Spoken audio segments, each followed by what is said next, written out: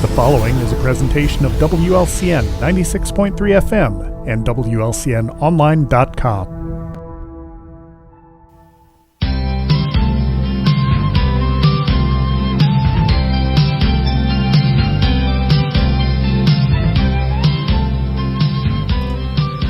It is 2 minutes after 4 o'clock, time for the 4 p.m. 411 here on WLCN 96.3 FM. And I am your host, Loyd Kirby. I'm joined by Lincoln Mayor Tracy Welch. As soon as our video intro clears on the live stream, you'll be able to see us here. And there we are. So once again, Lincoln Mayor Tracy Welch is our guest today, 217-648-5510, the number to call if you have any questions, comments, issues you'd like to bring to his attention. We've got him here typically every first Tuesday of each month. However, because of a scheduling conflict on my part, he agreed to come in here the last Tuesday of this month. So Mayor Welch, once again, thank you for being with us. Glad to be here as always. And we were just talking before the show, sort of a hodgepodge of things that we can bring up. And once again, if any listeners have questions or comments, 217-648-5510, or you can send us an email, 4pm411 at WLCNonline.com. Let's start with something good. The first Third Fridays event took place earlier this month. Fortunately, the weather held off, but I was unable to attend it, unfortunately, due to another commitment, but it looked like decent crowds. And it was. Yeah, really good crowd. Despite the weather, we weren't sure if the rain was going to skirt around us or not. It started sprinkling there at the end. But for the most part, it was a little overcast, a little chilly, I'd say. But overall, it was a great event. There was a lot of people there. And we had a new band called the Aristocats that was, I got a lot of good feedback on them. And so always trying to change it up. Sure. Yeah, it was good. And, of course, this month there will be another Third Fridays event, this one with a different theme. Yeah, this one's the one where we partner with the businesses downtown, and they started Nashville Nights last year. And so we just decided, let's all do it together on one evening. And so coming up June 16th is the next event. Okay. And that's typically the event runs from 5:30 to 8:30, but the bars downtown will have bands, different bands playing, so they'll be playing until 11 o'clock that night. Same setup as always with Third Fridays. Only exception is we're also going to allow a bar on Broadway Street to be opened up, so that portion of Broadway in front of the Foxhole State Bank, that'll be closed for that event as well after business hours. All right. And as you said, there will be a multitude of bands at the different venues. Gosh, I'm trying to think. Were there 5 last year? I think, or 4 or 5. I think there was 5. Yeah, and we don't do a band. The Third Fridays committee doesn't hire a band since there's so many. The vendor list, I think there was around 50 vendors this time, and it'll probably be that way for this coming event and the following one as well. So the event's growing. Okay. Yep. And if folks are interested in being a vendor or setting up a table, is it too late for that, or can they still get in contact with someone about that? Yeah, so there is a page on the city website under services, and it's for Third Fridays downtown.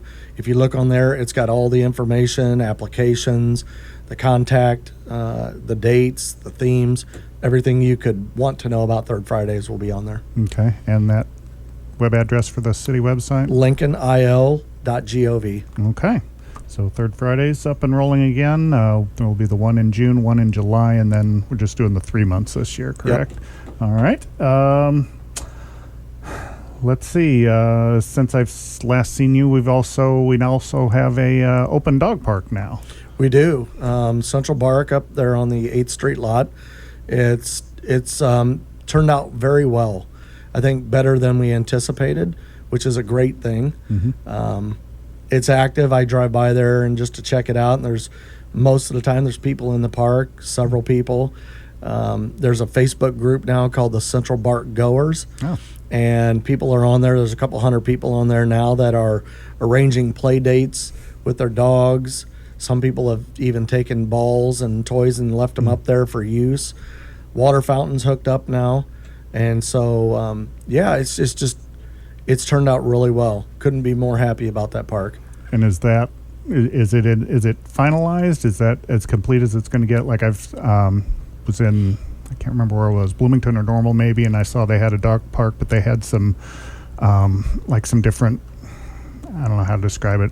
Like things, obstacles. Yeah, and stuff. obstacles, things for the dogs to navigate. Is there any thoughts of anything like that, or are we just going to kind of see how it goes for a while? And well, we're talking about that. We initially just wanted to get it open and off the ground. We are looking at some toy options, adding some more benches. There's no trees over there, so we're looking at a pavilion or some smaller ones that can provide shade over the benches as people are sitting in the area. So we're going to continue to grow it, and if there's feedback and anybody has a suggestion, we'd love to hear it, because we want to make it as good as the people expect. Okay. Also, since then, you've I think that was between the last time you were here, a couple in addition to the dog park, there was another park reopening, I guess you could say, with the upgrade of the playground equipment. Yep, Melrose, it's fully open and operational now. Unfortunately, the first week we had it open, somebody, as usual, vandalized some of the equipment and used a permanent marker and wrote on some of the brand new equipment. But, we cleaned it up, and we're looking into some options to kind of keep an eye on things down there. But for the most part, it's been a huge success. We're now moving on to Ray White Park and ordering equipment for Allison, which is the Mayfair Park. And so we're moving right along. Okay. And I'm trying to think. The goal is kind of to rotate from park to park, upgrading. And then this, I'm trying to think, Ray White will be the third park. Or okay. The second. Allison will be the third, and then Postville will be the fourth. Okay. Yep. So once again, we're talking with Lincoln Mayor Tracy Welch. 217-648-5510, the number to call if you have questions, comments, feedback, suggestions for anything, really, things you'd like to see in Lincoln, upcoming events, or anything like that. We'll go ahead and take our first break now, because we're almost at 10 after, and we'll be back with Tracy Welch right after this. Come join the Grau family. It's Grau right now. Hello, Lincoln and Logan County. This is Chris Grau, Grau Chevrolet Buick. Have you found yourself with an extra vehicle you really don't need? Do you have a family member that has a car or truck that they aren't able to use right now? If so, we can help. Grau Incorporated is looking for used vehicles and will be glad to purchase that extra car or truck, SUV, or van from you or your family. If you have clear title in hand, the process can take as little as 30 minutes. After a short appraisal process, we can make you an offer and write you a check on the spot. Having your title is important, but we can assist if there is a lien with a payoff. See any one of our salespeople, John Radloff, Dave Renfro, or me, Chris Grau, for help purchasing that extra car, truck, van, or SUV. Have questions? Call us at 217-735-4444. That's at Grau Chevrolet Buick on North Kickapoo Street in Lincoln. Join the Grau family. It's Grau right now. Jake's Furnishings is giving customers a taste of England. No, not that England. Jake's Furnishings is a proud dealer of England Furniture, a division of Lazy Boy with its factory right here in the USA. England Furniture offers a wide choice of living room furnishings, including sofas, love seats, sleepers, sectionals, recliners, chairs, and ottomans. Looking for items in a certain color? England Furniture offers a variety of solid and patterned fabrics, as well as leather. Stop by Jake's Furnishings and let the staff show you the customizable options available from England Furniture. Let Jake's take the stress out of updating your home with quality furnishings from England Furniture, a division of Lazy Boy. Jake's Furnishings can't take you to jolly old England, but to check out England Furniture, stop by Jake's at 1100 Woodlawn Road in Lincoln, go online to jakesfurnishings.com, or call 217-735-1212. Jake's Furnishings, make it your own. Cheesy British accent sold separately. And we are back on the 4 p.m. 411 with Lincoln Mayor Tracy Welch. Once again, if you have questions or comments, 217-648-5510, the number to call, or you can email us your question or comment, 4pm411 at WLCNonline.com. We were talking during the break, one of the sort of long-standing issues that Lincoln City Councils have dealt with and Lincoln government is the 5th Street Road and the 5th Street project upgrades and so forth. You mentioned to me that there's hopefully some movement on that in the not too distant future. Yeah, so we have to do some redesign of that road again, and it'll be the last redesign as far as we can tell. Once that money, the allocation of those funds to do that gets approved by IDOT, then the next step is to get on IDOT's what they call a letting schedule. And so once we're on their letting schedule, we'll know a date which we can start moving forward on. And so, knock on wood, but we're shooting for next year. We're hopeful that next year we'll be able to start doing some improvements to the road. This year, though, we are optimistic that we're going to be able to take care of some of the drainage issues that have been going on out there. So you might see that happening here in the summer or the fall, that we start working on those drainage issues. But things are moving forward, and that's a plus. And so when we talk about Fifth Street and the portion that the city is looking to upgrade or improve, where does that, what are there certain boundaries? Like, does it begin down like almost downtown and extend out? It starts at Fifth Street. It starts at the Parkway there at the Four Corners. Okay. And then we're right there in front of International Paper. Okay. And then we're going to go all the way down, at least past Conley. There's a portion of road owned by the county that's going to be part of that project. So it's going to extend out at least a couple miles out there. Okay. We're looking at different surfacing options for that road based on the volume of traffic, the type of traffic that's on there in those sections. It may be a multi-phased approach depending on which direction we go. But overall, though, I think we can confidently say if we get the approval funded, we get on the schedule, we can break some ground next year. Okay. And that, as we've mentioned, has been sort of a long time coming. It is a very long time. So once again, we're talking with Lincoln Mayor Tracy Welch, and invite your questions or comments, 217-648-5510. You got a couple of vacancies on the council that are going to need to be filled.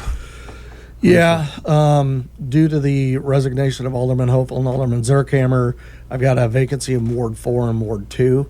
If you're not familiar with where they are, if you go on the city website, that's lincolnil.gov, there is a ward map on there, and it'll tell you the wards. You can even plug in your address. It'll tell you what ward you live in and who your aldermen are.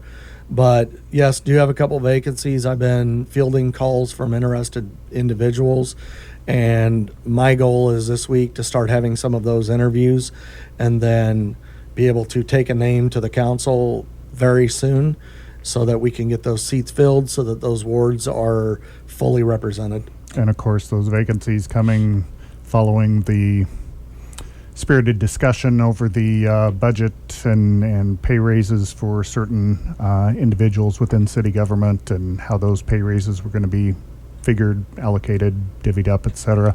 Yeah. Hindsight's always 20/20. If you were looking back on it, is there anything in that regard that maybe you wish you would have done differently? On how the budget? Right, on how that whole scenario played out. I mean, we could rehash it, but I think everyone in the who would be listening is probably well aware how things played out. So yeah, I think there's always room for improvement is what I would say. We had a process that has worked for a number of years, but due to the nature of elections and things, council members roll on and off of that council, and even the mayors do. And so I think that this current council is saying, you know what, we don't want a repeat of what happened this year, and I 100% do not want a repeat of it. So we're going to start looking at starting the budget process a little earlier. We think that will help. Have some dedicated workshop sessions instead of trying to squeeze them in on our meetings and having they'll be lengthy discussions but worthwhile. So yeah, I think there's room for improvement in the process, and one of the things that came out of that is compensation study for the individuals that do work, the employees at City Hall and around in various departments. And we're looking already into getting someone in to help us do a compensation study, and hopefully that will level set where we should be, and then it'll give the council some information that they need to really decide how they want to move forward with those roles and how much we pay them. right. So compensation study, of course, studying, as you said, compensation, what level folks are being paid at, consummate or related to the work they're doing. Yep. And then, as you mentioned, that'll sort of give the council a roadmap as far as, if there's this big a gap versus this big a gap, how do you want to close it? How soon do you want to close it over a number of, however many years to sort of pay people what their, market value is, so to speak. So, Yep. Has there ever been anything done like that, even just like a one-time study for the city that you're aware of? Not in my time. I do know that there's been requests as people fill new roles about job descriptions and things of that nature. So in talking with the company that's going to be brought forward, if we so choose to take it to the council, they're going to look at the roles, the work that they're doing, where they spend most of their time. Then they're going to go to outlying communities. They're going to try to make a comparison based on what they know about our roles versus other roles in other communities. But, there's a lot of factors. There's population. Like for instance, Canton has a budget. 70% of their budget is payroll, where 30% of ours is. And that seems odd, except for they have more public utilities that they have to maintain than we do. And so you have to take all of that stuff into consideration when you're talking about what fair compensation should be for those roles. Okay. And just to recap, that compensation study, you're currently looking at someone to do that, sort of is there a bidding process for that, or how? We've how got a does that proposal work? already that I've already sent out to Alderman Parrott. Him and I are going to work on this together, and there's room for another alderman if they want to join, but he was the one that requested this study, and so we've got a company that's given us a proposal. We'll work and look at it and see if it's right as we've received it, or if we need to make a modification. I'd like to take it to the council and get their approval, simply so that there's no more questions and there's no more debates about what's fair and what people should get. We do a study, it should tell us what that is. Now, granted, there's a cost to that study, but that's up to the council to decide if they want to spend that money to learn more about what we should be paying those people. So, okay. Yep. Once again, if you have questions of Mayor Tracy Welch, 217-648-5510, the number to call, or you can email us your question, 4pm411 at WLCNonline.com. We'll go ahead and take our second breakdown. We'll be back with Mayor Welch right after this. Hi, I'm Dr. Alyssa Schneider with Schneider Chiropractic, located at 523 North Elm Street in Lincoln, inviting you to experience the latest techniques in chiropractic care, where you're not a number placed on an assembly line, but given individual, one-on-one care and treatment plans in a professional private environment. Phone my experienced office manager, Tammy Kirby, today at 217-732-2140 to schedule your consultation. I look forward to getting you back on track. Join Metro by T-Mobile Friday, June 2nd from 4 p.m. to 6 p.m. for free food, live music, and cool giveaways at the grand opening celebration of the new Metro store located at 912 Woodlawn Road in Lincoln. And you don't want to miss out on everything Metro by T-Mobile has to offer. Bring your phone to Metro and get one line of unlimited 5G for just $25 per month. Plus, with Metro, taxes and fees are included, so the price you see is the price you pay. Seriously, you've got to check this out. Friday, June 2nd from 4 p.m. to 6 p.m. at the Metro by T-Mobile store, 912 Woodlawn Road in Lincoln. When shopping for your new home, time is of the essence. That's why the Atlanta National Bank makes it easy to apply for a mortgage with their convenient online mortgage app. Plus, local loan officers ready to assist you and answer any questions. Apply today at the Atlanta National Bank, your community bank, with 2 convenient locations to serve you and online at theatlantanationalbank.com. Member FDIC, Equal Housing Lender. Is your electric bill getting you stressed? The LIHEAP program at Capsule provides bill payment assistance and energy crisis assistance for eligible low-income households. Call us at 217-732-2159 for more information or to schedule an appointment. Online booking is now available at capsule.info. Eligibility requirements do apply, and funding is provided by the Illinois Department of Commerce and Economic Opportunity. And we are back on the 4 p.m. 411. Our guest once again is Lincoln Mayor Tracy Welch.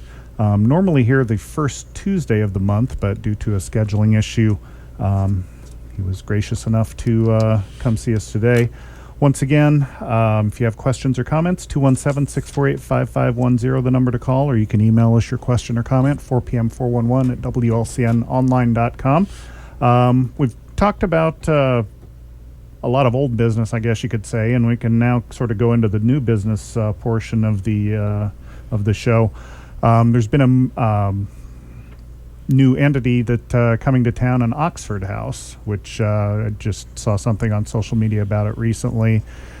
In addition, not long after that, I saw some opposition to the Oxford House coming to town, and it was on social media, so it must be true that you're going to be having a meeting with some individuals about the placement of the Oxford House here in Lincoln. Can you kind of, in a nutshell, tell us what that is? Any background that you might know about it? Well, I certainly don't know more than some others on the topic. We've had to get very well versed in a short amount of time about this topic, but the Oxford House is a house for people that are going through rehabilitation for alcohol or drug use, and the idea is that it's a sober house, and multiple individuals can live in that house together. They hold each other accountable, and they have rules that the house runs by. Oxford House is an organization that has thousands of these houses across the country. They're in Bloomington, Springfield, Peoria, surrounding areas. This is the first house in Lincoln. Those communities have others. And so they're trying to form a charter here for those people in our community that need that assistance that hasn't been there. There is a lot of, I would say that there's opposition, but I would also say that there's concern based on things that we don't know, right? Fear of the unknown. Right. And so there's concerns about who are the individuals, who governs them. We're really close to a school. There's children in the neighborhood. Are these things we need to be worried about? And so these are conversations we're having with the Oxford House. Matter of fact, today talked with all the department heads and how it may impact them, specifically the police department. And so we're trying to get up to speed really quickly on this because the reality of it is that house has already been rented by that organization. They're going to place 7 men in that house through their vetting process, and so that's why we had to get up to speed really quick, because they didn't call City Hall and say, hey, we're coming. They showed up, which is okay. I mean, if I moved into another community, I don't have to tell people I'm coming, right? But we're trying to get the information that we need to ensure that our community is safe, that these individuals are getting the help and treatment they need, but also that the individuals that live near them are educated so that at least, if nothing else, they know what is going on with that particular property. Okay. And I also was unaware of the organization or what it did, so I hopped online. oxfordhouse.org is the organization website.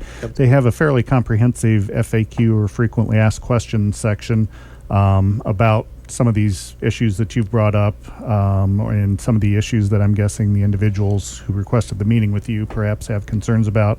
How much sobriety or clean time is needed before an individual can be accepted into an Oxford House. According to the Oxford House website, there's no specific amount of time. Generally, an individual comes into an Oxford House following a 28-day rehabilitation program, or at least 5 to 10-day detoxification program. There's also information there about, as you mentioned, the setup as far as being self-governing and decision-making. There's also information on here about citing studies about the Oxford House residents and mental illness and things such as that, relapse and things like that. So a lot of information for folks such as you to kind of take in there. And do we know where that house is, or is that? It's going to be at 219 Rhodes Avenue. Okay. So that's down Nicholson, in the subdivision across the street from Adams. Okay. Adams Grade School. Okay. Yeah. And that is on their website. So You can find that. That's an important part. That website is critical for people. We're learning that are people that are looking for these houses. There's a whole vacancy listing. Oh. So if they're looking for a house in a specific area to live, they've got to go through a process. It's not like they just go in and then they can throw their bag down and live. I mean, the house has to interview them. The Oxford House organization is part of that process. And so they vet these individuals. And based on the conversation I had with the Oxford House rep last week, members of that house could say, I don't think you're a good fit for this house, and look for another vacancy. They have rules. And if somebody relapses or violates the house rules, then that body can vote to remove them from the house. And so the whole point is they're struggling with sobriety. Be around people that can help you maintain your sobriety. Right. Now, that has a lot of concerns that come with it. But I think what we've learned that's important for us as a government to understand is that these individuals are considered to have disabilities in the medical field. Right. They are a protected class of individuals, and there have been amendments made to the federal Fair Housing Act back in 1988 that protects houses such as this and prevents communities from outright prohibiting them from being here. And so what that really means for us as a community is that regardless of how people feel about it, we can't remove them. That leads, and they will, on that website that you just mentioned, they do go into details about case laws where they have taken legal action against communities, very costly legal action, to protect that right. So at that point, what we focus on now is let's educate people about what this is. If they're going to be in our community, let's not only educate the residents that have to live near them, but let's also educate the people that are coming in and trying to acclimate them to our communities, because these people need help, and we just want nice communities and neighborhoods. Right. So, and I mean, if you think about it, if the house is not there and there are people, in need of that assistance in the community, what is the alternative? Are they living on the street? Are they, if there's no place for them to go, no sort of a shelter or whatever, I mean, then, perhaps they're going to be wandering around the street, which, as opposed to being in somewhere housed with some sort of a I don't know, a structure, I guess, so to speak, would seem to kind of maybe not necessarily absolutely get them on the right path, but at least it gives them the opportunity to improve their situation. Yeah, and I don't want to spend a lot of time on this portion, but I will say that I had a family member go through that, and I had a brother, and he died from alcoholism. And one of the biggest struggles we had was when he came back was living with my parents or trying to find a place to live, and we could not be there 24/7 for him to help him navigate life. And so I'd like to see how this Oxford House is going to work out. I did not know they were coming, but I think having some experience with people in that position, I think it could be a good thing to have productive members of our community who have gone through rehab and said, I want to get clean and be a productive member. Give them an opportunity to do so. Because without any support group, it's destined to fail. Sure. They just are. And so this meeting that's taking place with the individuals, is that a private meeting? Is it an open meeting? Is it how? Well, is there a way to classify that? The way that started was that there was an individual living over there. They expressed a concern to City Hall, and I did with this what I do with a lot of those situations, says, come up to City Hall, we'll sit down and have a conversation. It just so happens the guy from Oxford House, he lives up north in Chicago, so he's going to be down here in Central Illinois. And so I said, he's going to be down here, let's invite him in, you can ask questions. Well, that apparently has turned into what people have perceived as a large meeting or gathering happening at City Hall to discuss this topic.